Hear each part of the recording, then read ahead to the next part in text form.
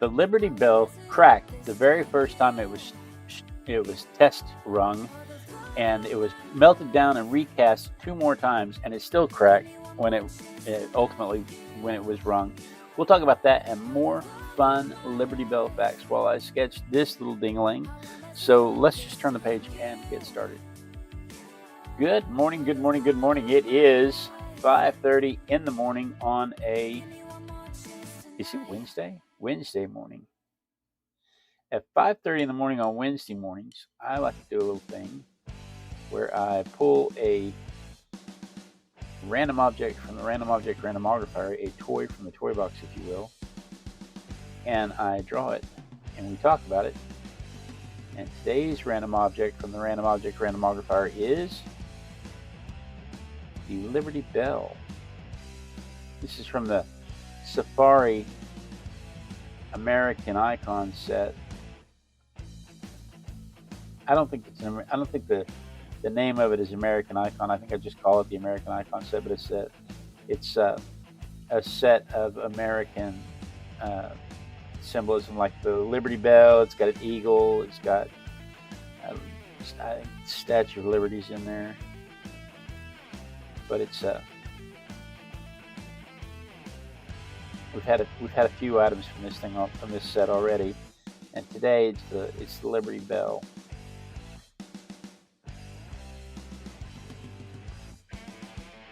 Good morning, Rick.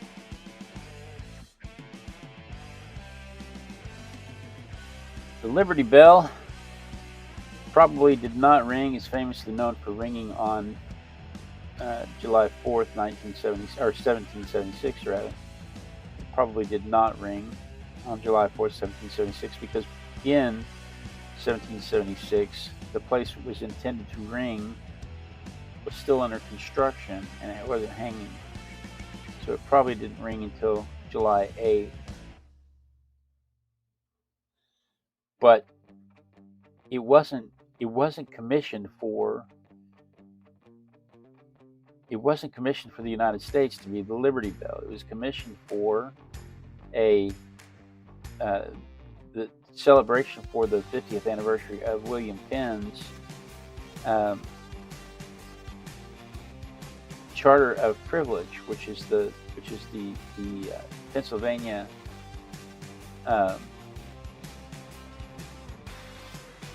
Constitution. I'll get my words out eventually. It's morning. My mouth is still not working yet. It's still morning. But eventually I'll figure out what it is I'm trying to say.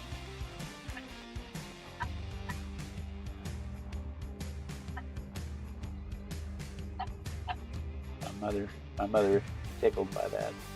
My mother is in the chat. She tells me what's going on in the chat, because I can't read the chat and draw and talk at the same time. It's a failure of my upbringing, I'm sure. I didn't have any problems learning how to talk, though.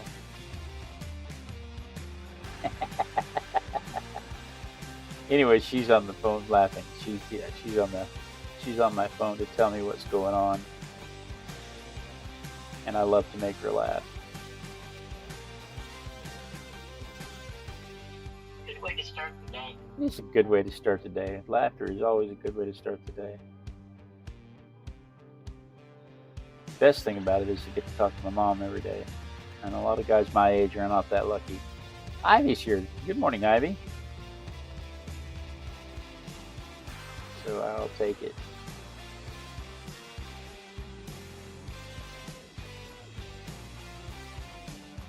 Ivy just showed up in the chat.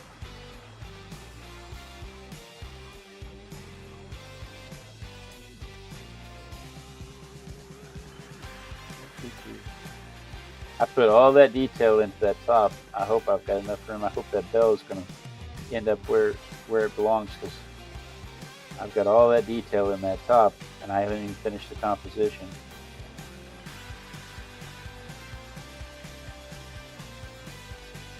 I think we're okay.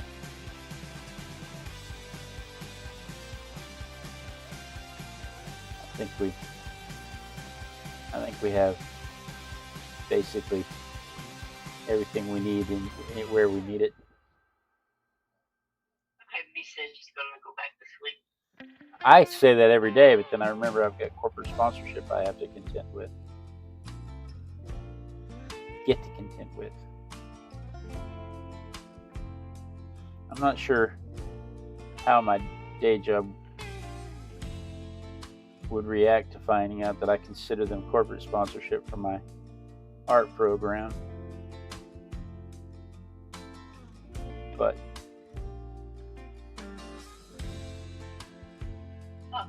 There's Pamela. good morning, Pamela. But the truth of the matter is that's exactly what they are. They are corporate sponsorship for my art program.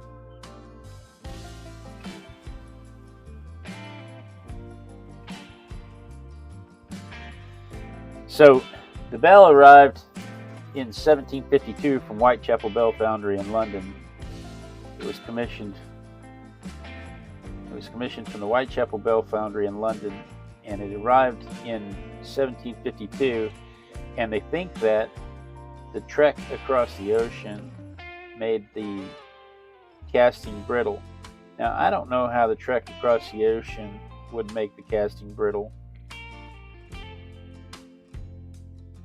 I know there were a lot of bells that shipped at that time, and that shipping across the ocean was the only way to get bells from one part of the world to the other part of the world. And it didn't seem to have been a problem for all of the other bells.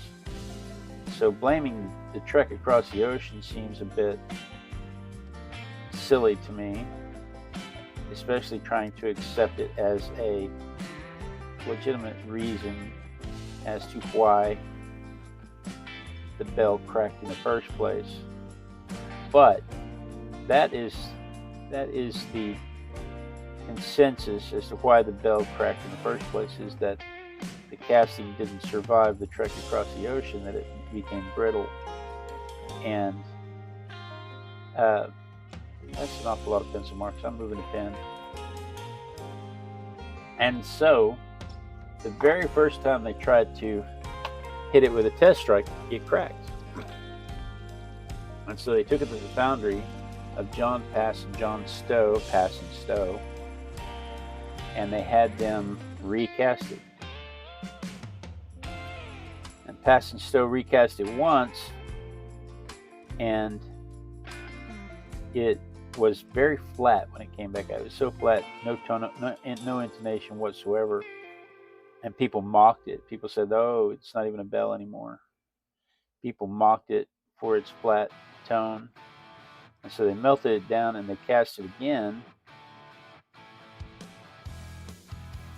So this bell got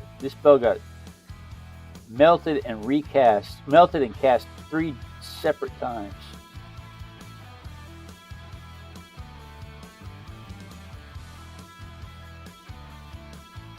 And so they melted it down. This would have been the third time it was cast, and finally it survived that, and they put it into use. Like I said, it was commissioned to celebrate William Penn's 1701 Charter of Privilege. And like I said, that is the Pennsylvania. That is the state of Pennsylvania's Constitution.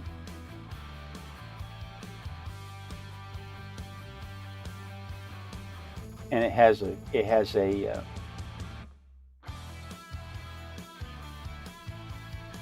on the side of it is stamped in. It says, "This is to proclaim liberty throughout all the land until all inhabitants thereof."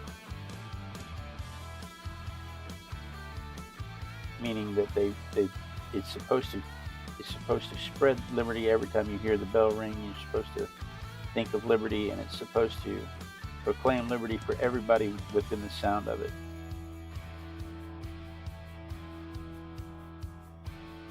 But it wasn't known as the Liberty Bell. It was the State House Bell. It was just called the State House Bell until an abolitionist newspaper, an abolitionist poet, got hold of it in 1835. the anti-slavery record, wrote an article about the Liberty Bell and said that the state of Pennsylvania was not living up to its proclamation. And somebody wrote a poem about that under the same name, Liberty Bell, and that's how the name stuck. That's how it became known as the Liberty Bell.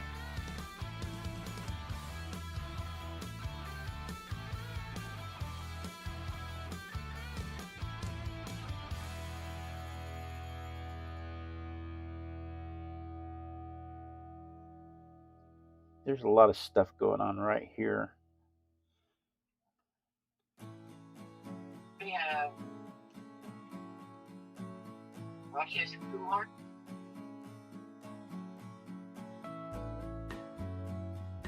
Rajesh Kumar.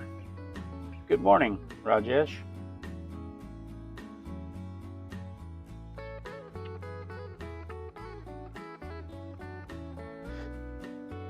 Good morning, good morning, good morning.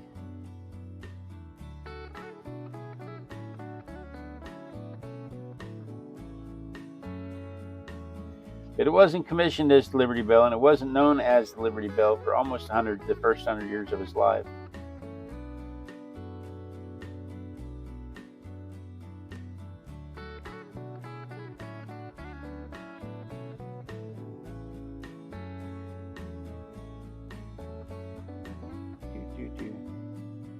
I should have written out the poem so that we could talk about the poem,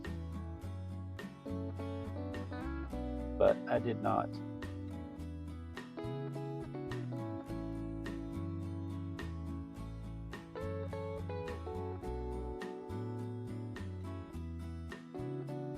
As my daughter would say, but she didn't.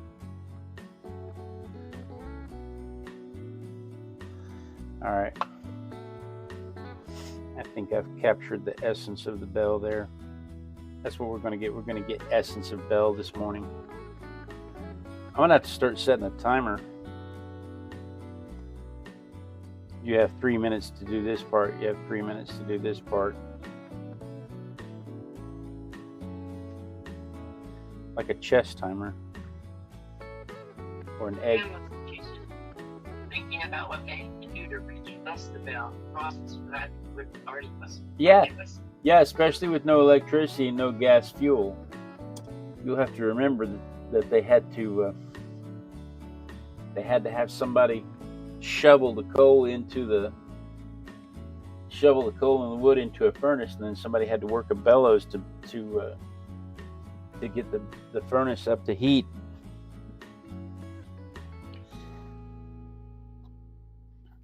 And pour it and hammer it.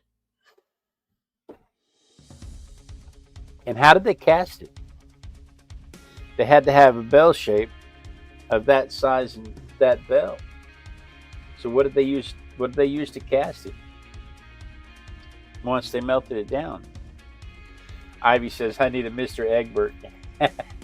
Ivy mentioned on her show she has a YouTube channel where she does color theory with color pencils, and she colors and talks about the excitement of the world while she demonstrates color theory. It's a really fantastic show. Got a lot of loyal fans that watch. And one of the things that she does is every time a train, she's near a train station, or not a train station, train tracks rather. And every time the train goes by, somebody shouts "train" when the whistle blows, when the train comes by. And for the next 10 minutes, she has a very complicated coloring book that she breaks out, and she demonstrates that you can complete a project 10 minutes at a time if you just focus on it for 10 minutes at a time. And so every time a train goes by for 10 minutes, she focuses on it. And she has the audience call out a color, and the first color she sees is the color she uses, and for the next 10 minutes she uses that color. I told you all that to tell you this. One day she was lamenting the fact that she had gone on for more than 10 minutes and she needed a timer. And a timer showed up at her door. Somebody in the audience just sent her a timer.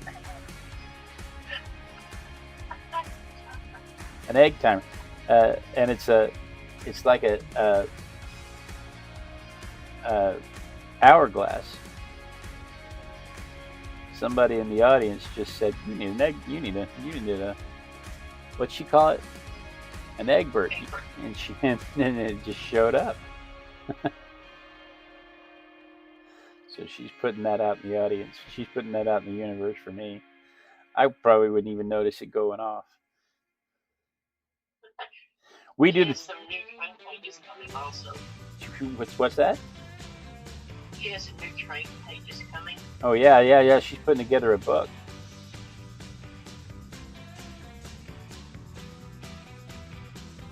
I have the same policy here, by the way. Every time we hear a train here, I work on a complicated project for 10 minutes.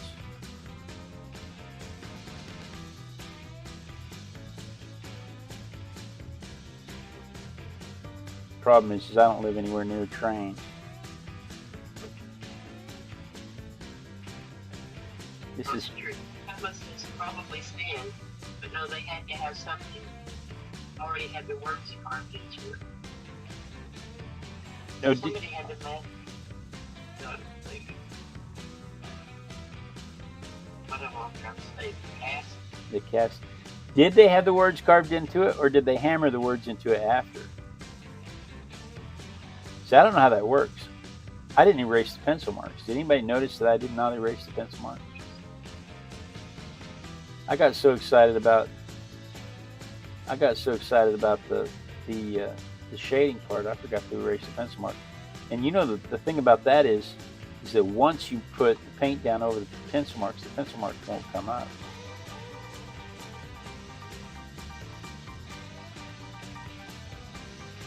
So we will dry this, and then we'll see if we can get whatever pencil marks are on there that we need to get off.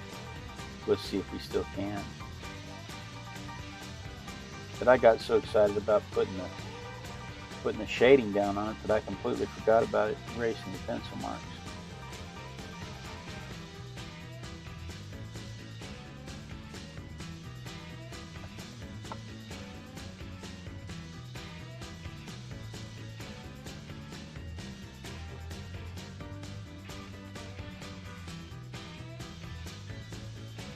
Because this is my favorite part. I probably never told y'all that. But this is my favorite part.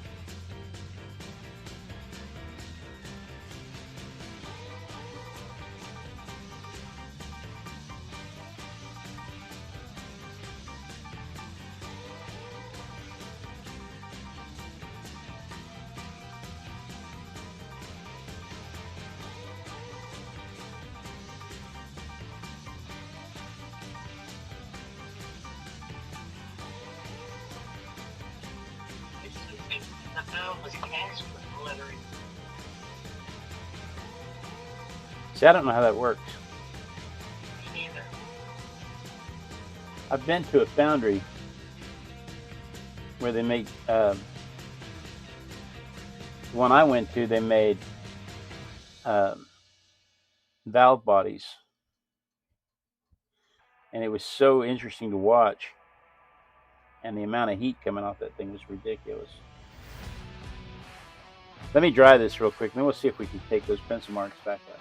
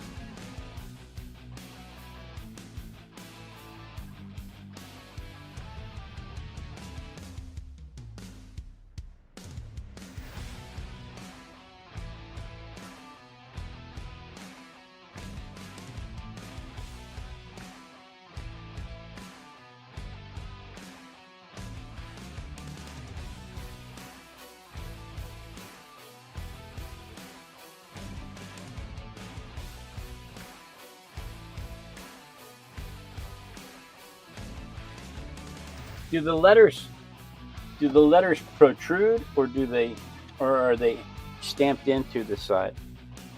Because if the letters protrude, then that means they could have just taken a chisel and marked the letters out into their sand form.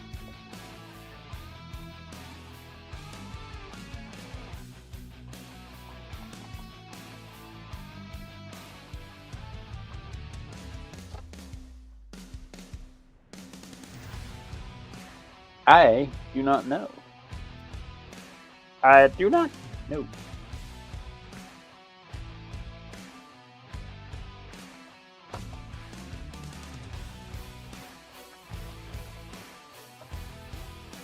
I just know it says Passing Stowe on the side of it. It no longer says Whitechapel Bell Foundry. It says Passing Stowe. With most of the pencil marks came up. You can see some of the pencil marks are trapped on there. Most of the pencil marks came up. We'll be all right. We'll be okay.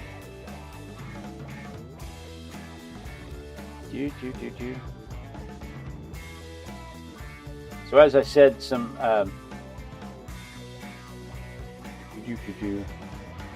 the anti-slavery record of Pennsylvania was the first place it was called the Liberty Bell, and it became an icon for the abolitionist movement before it became an icon for the American freedom, for the American liberty movement. They protrude, she says.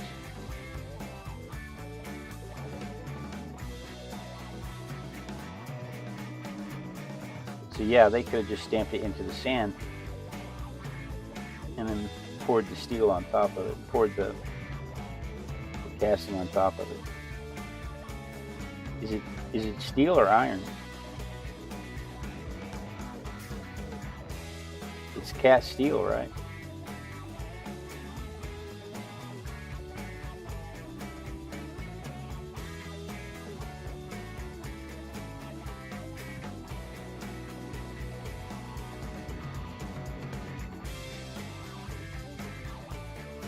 I don't know that either.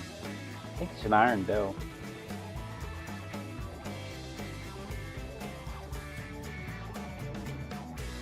In 1777, it was smuggled out of the capital, Pennsylvania capital. It was smuggled out in a hay wagon to prevent the British from destroying it. And it spent the next 9 months in a church, the Zion's Reformed Church in Allentown, Pennsylvania, under the floorboards, under the protective watch of the congregation. Brahms. What about Brahms? I need some ice cream. What? Ivy said train. Primarily made of Bronze, not Brahms. What? I need ice cream. Yeah, it's copper and bronze. Yeah, I did know that. I had simply forgotten. Train. Ivy said train. Okay, so for the next 10 minutes, we're going to focus on one color.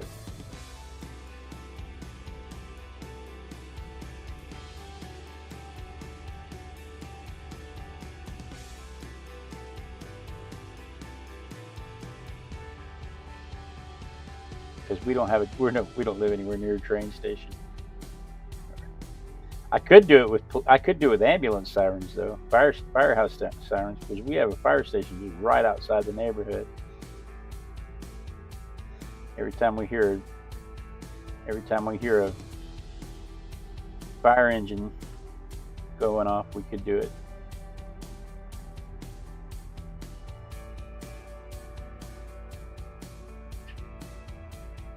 Don't you think?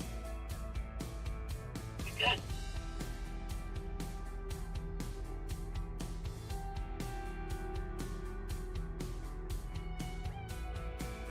I need that to dry just a little bit. I don't want it to be completely dry, but I need it to dry just a little bit.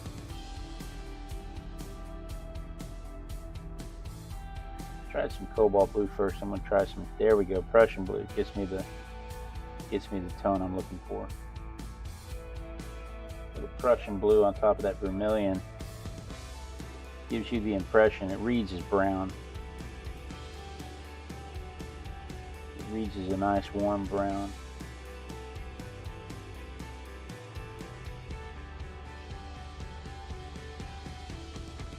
Be careful you don't turn it into mud though. And you want to be careful you don't reactivate your Payne's gray.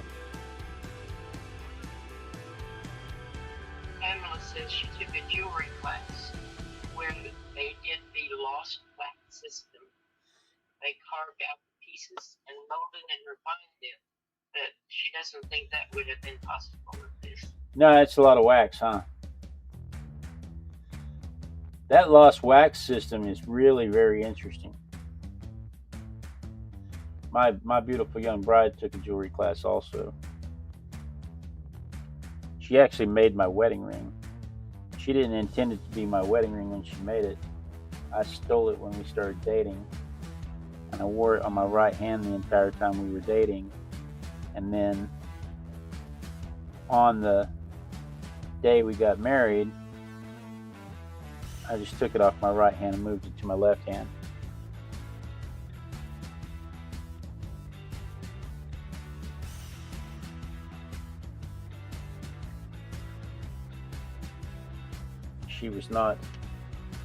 She was not enthralled about me stealing it in the first place, but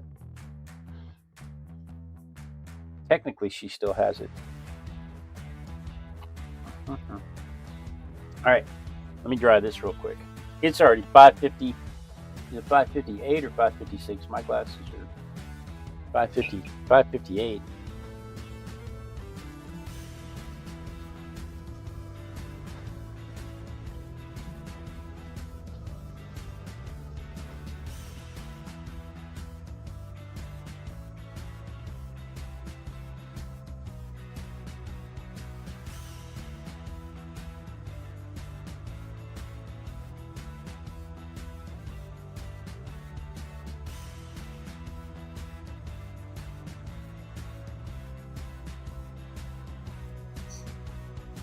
Isn't it crazy how we went from having plenty of time to now being out of time?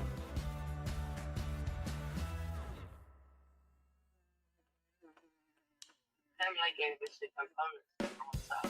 I see that. I didn't read it though. I was going to comment on it, but I saw it, but I couldn't read it. 3% copper. Yeah? 20% 5% tin, 5% lead, zinc, arsenic, silver, and gold, which is bronze.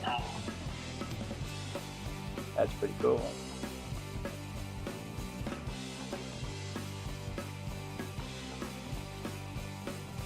Alright. Let's ink this bad boy. I was going to ask you to read it because I couldn't read it. You caught it before I had a chance to say anything. Here's the bell. These knots on the top of this look like it's a Lego piece.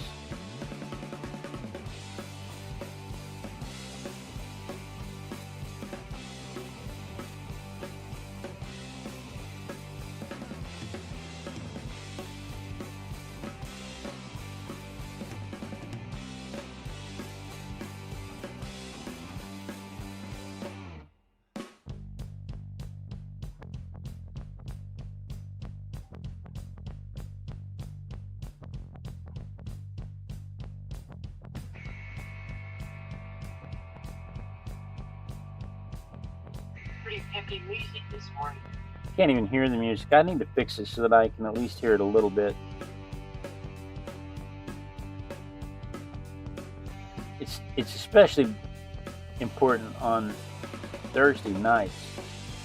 On Thursday nights we come back in here and we do this for fun. We don't talk about the science, history, nature, or culture of the object. We just draw something for fun. 2,080 pounds and 12-foot circumference. That's about the size and weight of approximately 2,600 bananas.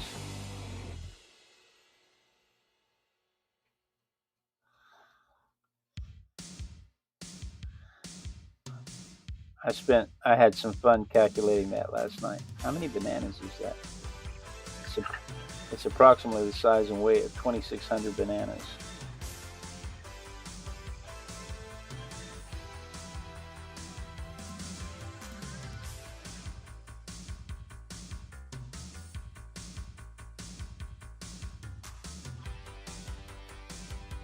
This is not the side of it that says pass and stow. It says pass and stow on the other side of it.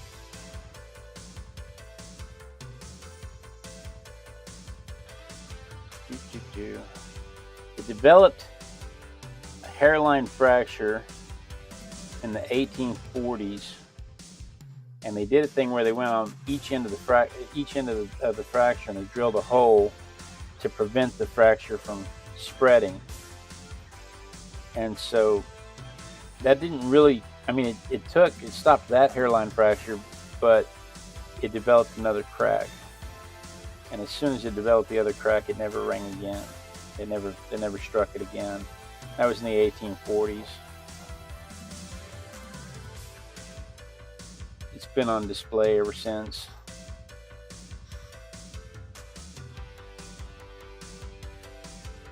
From 1885 to 1915, it went on its tour around America, into New Orleans, Atlanta, Chicago, Boston, San Francisco. Those are the major cities. Then I went to a lot of smaller towns and cities along the way. And the idea was it was supposed to be promoting liberty in the newly established United States of America, having just come off the Civil War. What is today? Today is the 10th of June, not May, not January, June.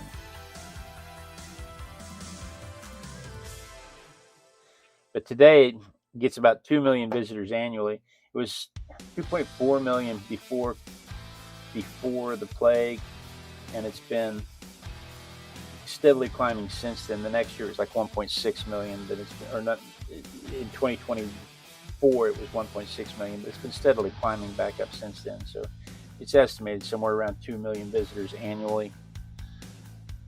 But a lot of people see the Liberty Bell every year. So there is my version of it compared to the photograph. Let's see it from my perspective.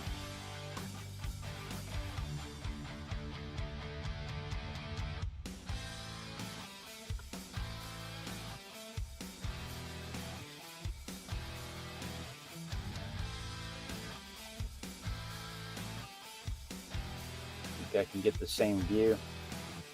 I get my camera to quit moving. I should be able to get the same view.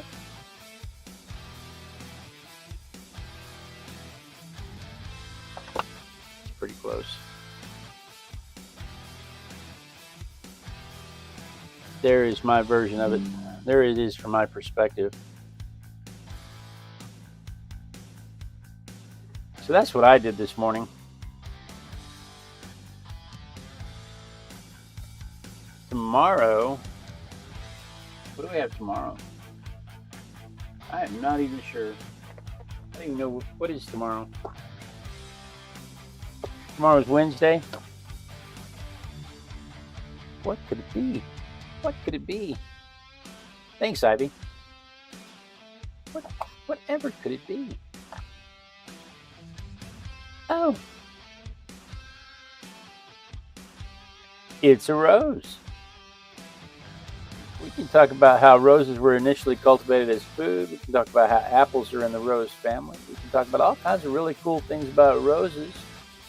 Tomorrow morning at 5:30 in the morning Texas time, while I sketch this little twig. So you may want to set your notification bell for that. But for today, thank you so much for joining me. This is my favorite part of the day when I get to art with my besties.